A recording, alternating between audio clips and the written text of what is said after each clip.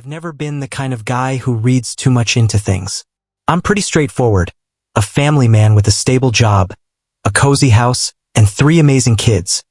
2 rowdy boys, Jack and Ethan, and our little princess, Sophie. My wife, Emily, was the center of it all, the glue holding us together. We were a team, or at least I thought we were. It started small, almost imperceptibly. Emily began pulling away, not in an obvious, dramatic way, but in the subtle ways you only notice when you've been with someone for nearly 15 years. She stopped touching me when she passed by, forgot to kiss me goodnight, and seemed distracted even when she was home. At first, I chalked it up to stress. Raising 3 kids is no walk in the park, and she'd been working extra hours at her new job in marketing. But then it got weird.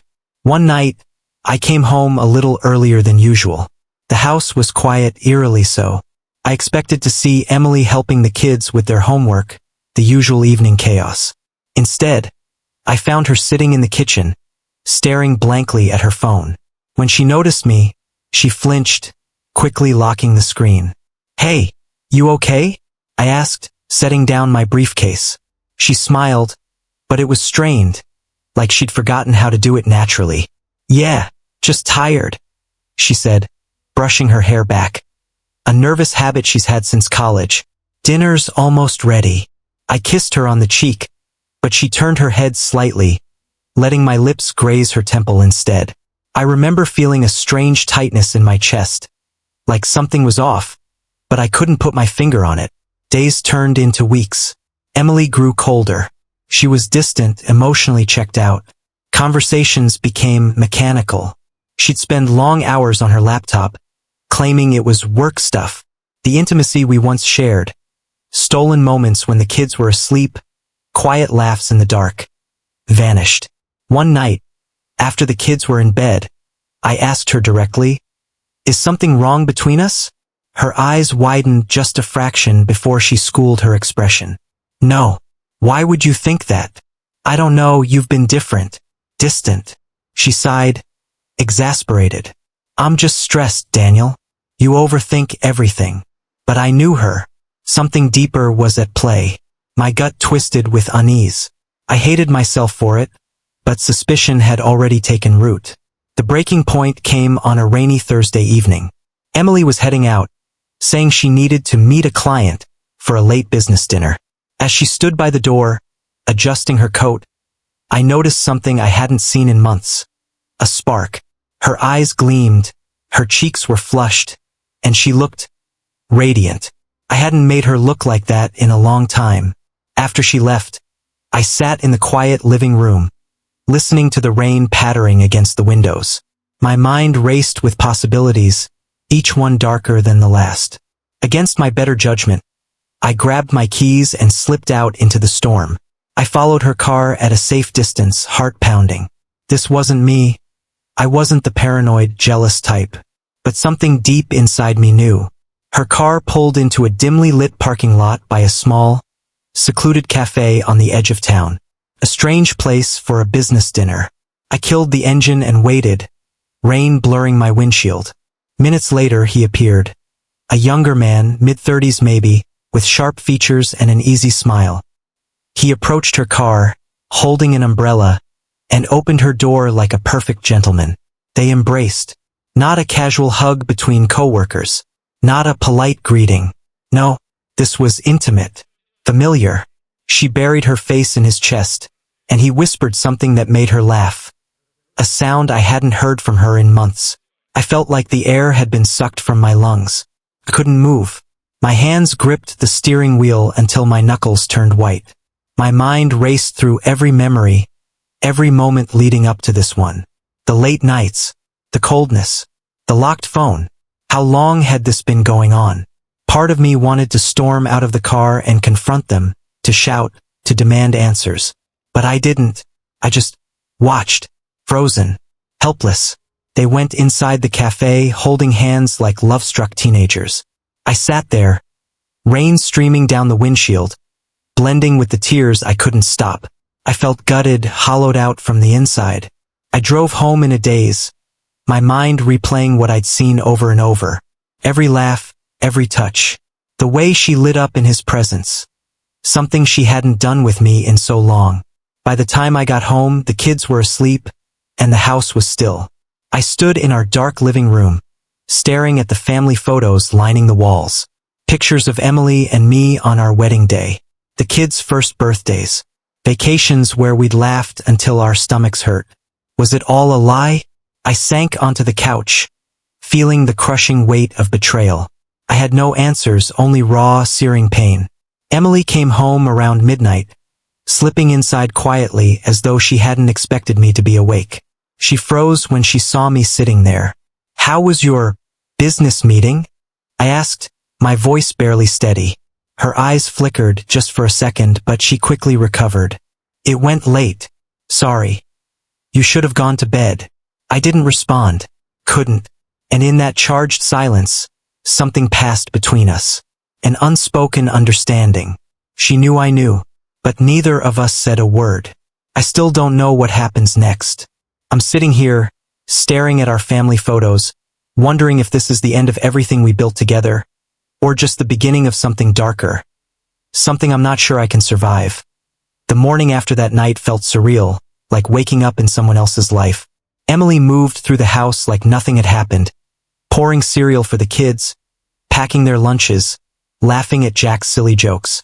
She was normal, as if she hadn't come home hours late, wrapped in another man's arms. As if she hadn't seen me sitting there, shattered. I played along. What else could I do? The kids didn't need to see the wreckage inside me. So I plastered on a fake smile, helped Ethan with his math homework, and kissed Sophie on the forehead like always. But inside, I was unraveling. The days stretched into a torturous routine. Emily continued her late meetings and urgent deadlines. I didn't confront her. I couldn't. I wasn't ready for the truth. I needed proof, something undeniable, even though I'd already seen enough. It was like watching a car crash in slow motion, knowing you should look away but being unable to. One night, when she was in the shower, I did something I never thought I'd do. I took her phone. My hands trembled as I unlocked it using the familiar passcode she hadn't bothered changing. Our wedding anniversary. I almost laughed at the cruel irony. I went straight to her messages, expecting the worst, but found nothing. No suspicious texts, no calls. Her social media was spotless, her emails strictly work-related. She'd covered her tracks well. But there was one thing she'd overlooked. The cloud storage app. I opened it, not expecting much. Just a desperate, last-ditch attempt. There, buried under folders labeled work projects and marketing campaigns, I found a hidden folder named Moments. My chest tightened as I opened it. Dozens of photos. Her and him. Snapshots of stolen weekends at cozy cabins. Blurry selfies under starry skies. Candid shots of her laughing in ways she hadn't laughed with me in years. In some pictures, she wore a familiar necklace, the one I gave her for our 10th anniversary. There was even a short video clip. I hesitated, thumb hovering over the play button. But curiosity or masochism won. The clip was only 10 seconds long. She was sitting on a blanket in the grass, golden sunlight catching in her hair. He was behind the camera, telling a joke I couldn't hear. She laughed, really laughed, before looking into the camera with such unguarded affection that it took my breath away. I hit pause, staring at her frozen smile. I sat there for what felt like hours, replaying that video over and over. It was like peeling back the layers of a life I thought I knew, only to find something completely foreign underneath. The worst part wasn't the betrayal itself. It was seeing how happy she looked. A kind of happiness she hadn't shown me in years. It was like I was looking at a version of her that didn't exist in our shared life. A version I'd lost somewhere along the way. Had she ever been that happy with me? Or had I been lying to myself all these years? Couldn't sleep that night. Every creak of the house felt louder, more menacing. Around 3 a.m., I found myself sitting in the dark kitchen, staring at my hands, wondering what the hell I was supposed to do now. Divorce. The word tasted bitter. The thought of tearing our family apart, of breaking my kids' hearts, it felt unbearable. But staying, pretending like nothing had happened, that felt worse. I was still sitting there when Emily came downstairs, wrapped in her old, familiar robe. For a moment, she looked like the woman I'd fallen in love with. The woman who used to wake me with soft kisses, who once held my hand during Sophie's difficult birth, who whispered, "I love you," when she thought I was asleep. But I knew better now. "Can't sleep?" she asked softly, pouring herself a glass of water. I shook my head, unable to meet her eyes. The silence between us stretched thin, humming with unspoken truths. "Dan, are you okay?" Her voice wavered just slightly, like she was worried, like she cared. And for a fleeting moment, I wanted to believe her. To believe that we still existed, that she hadn't already drifted too far away. But then I saw the faint shadow of her phone screen lighting up on the kitchen counter. A new notification. A message from him. Her eyes darted to it, widening with barely concealed panic. In that split second, I saw everything I needed to know. "You're still lying to me?" I said quietly. Her breath hitched. "Dan, I can explain." "No," my voice cracked. "You can't." The tears I'd fought for so long finally spilled over, hot and bitter. I saw the pictures, the videos. I know everything. Her face crumpled, and for a moment, she looked devastated, genuinely devastated. But I couldn't trust it anymore. I couldn't trust her. I didn't mean for this to happen," she whispered. "Didn't mean to?" I laughed bitterly.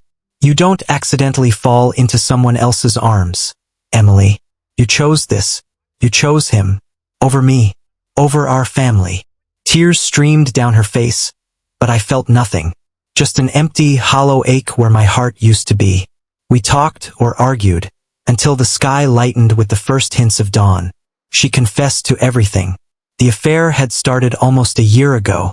She swore she still loved me, that she was confused, that she hadn't meant to hurt me, but her words felt like ashes in my mouth. Nothing she said could erase what I'd seen, what I'd felt.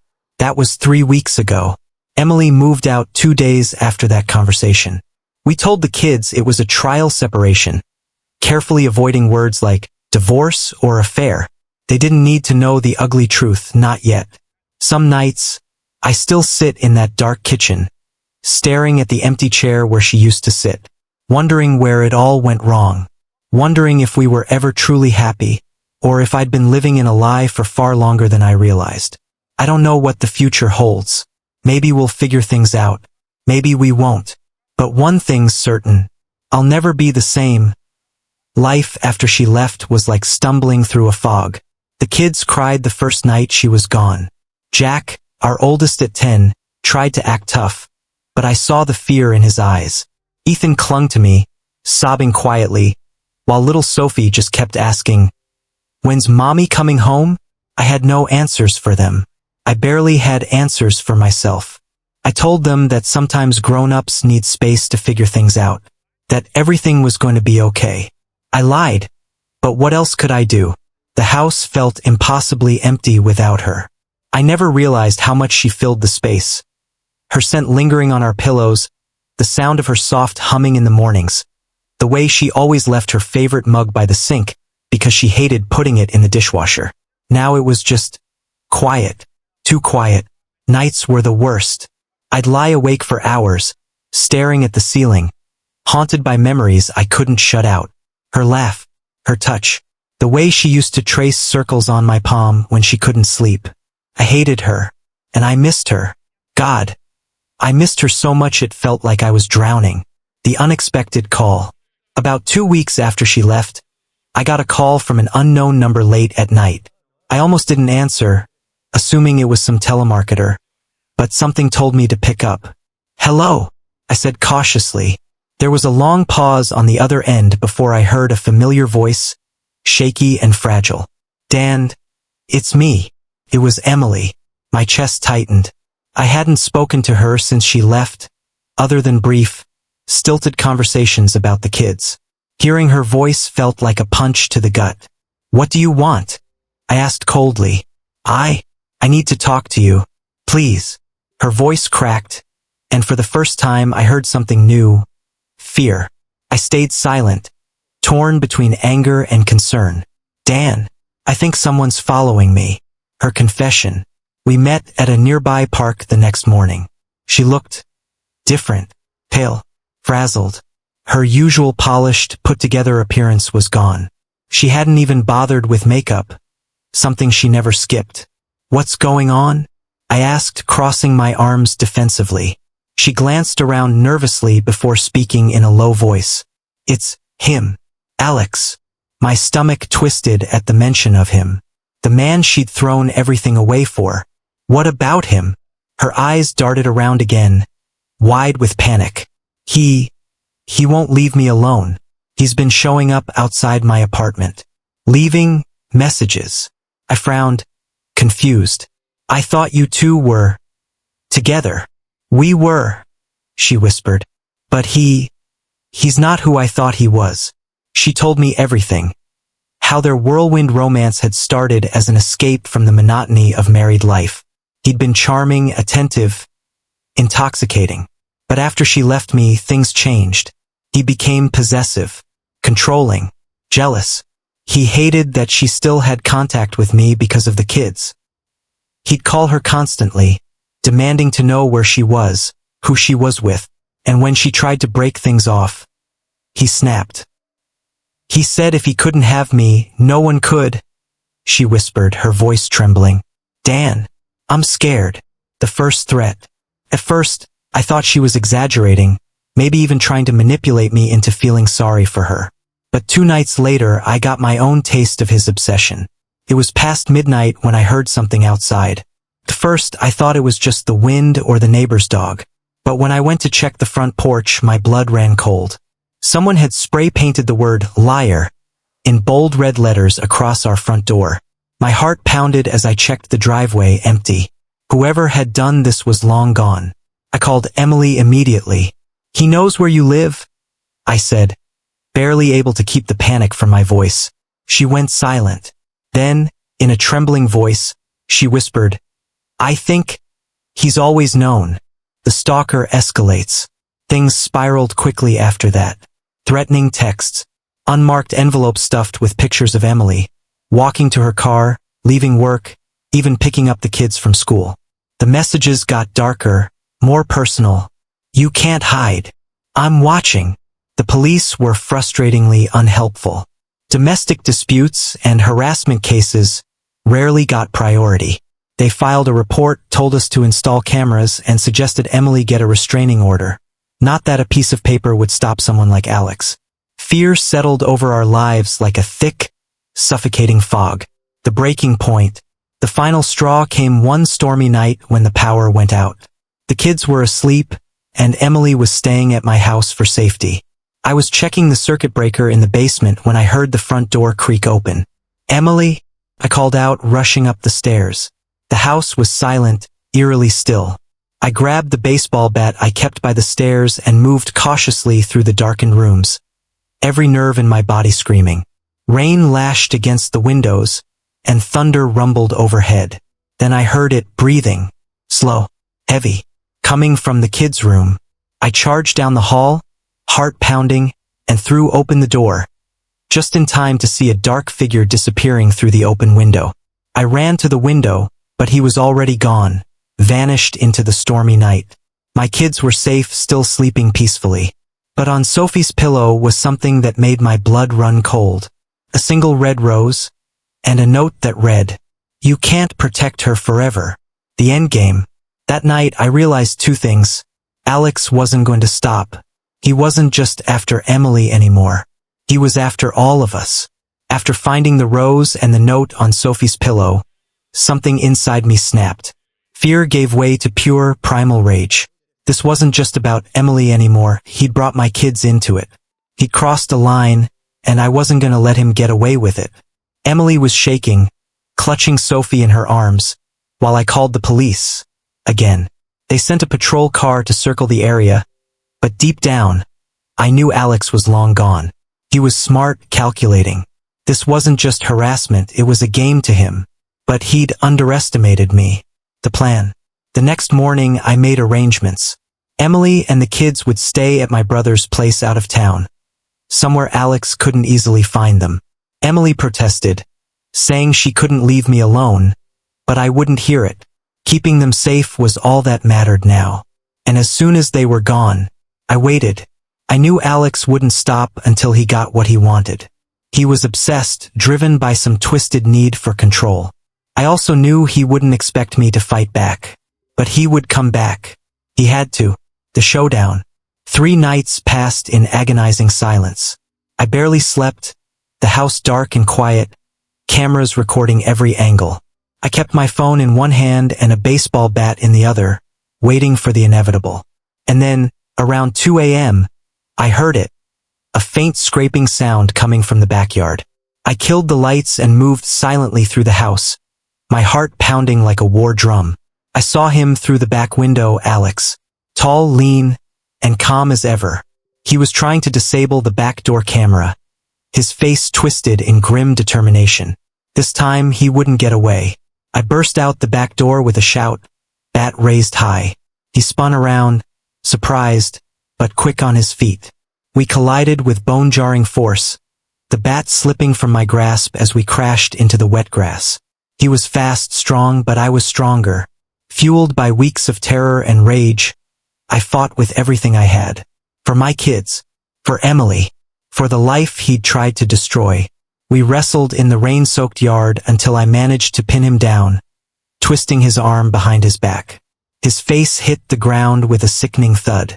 "It's over," I growled through clenched teeth. "You'll never touch them again." The resolution. The police arrived minutes later, guns drawn, flashlights cutting through the darkness. They hauled Alex away, shouting his rights as he spewed curses and threats. He was arrested on charges of stalking, breaking and entering, and attempted kidnapping. For the first time in what felt like forever, I could finally breathe. Emily and the kids came home a few days later, still shaken but safe. Life didn't return to normal, not immediately, but we took it one day at a time.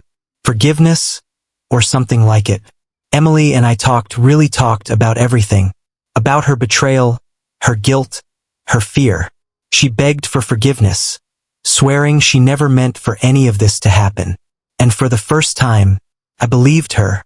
I didn't forgive her that night, and maybe I never truly will. But I realized that holding on to anger would only keep me trapped in the past. My kids needed both of us. They needed a family, whatever that might look like now. We're not the same people we were before all this happened. We're still figuring it out. Together. A message to you. If you've made it this far, thank you. Writing this has been as much about processing the darkest chapter of my life as it has been about sharing it with all of you. Life can be unpredictable, messy, and painful. But sometimes, it's in those darkest moments that we find our strength. If you want more stories like this, tales of love, betrayal, redemption, and survival, don't forget to subscribe, leave a like, and drop a comment. Have you ever faced something you thought you couldn't survive, and came out the other side? I'd love to hear your stories. Until next time, stay safe, stay strong, and remember, sometimes, even when everything falls apart, you can still find a way to rebuild. Dan.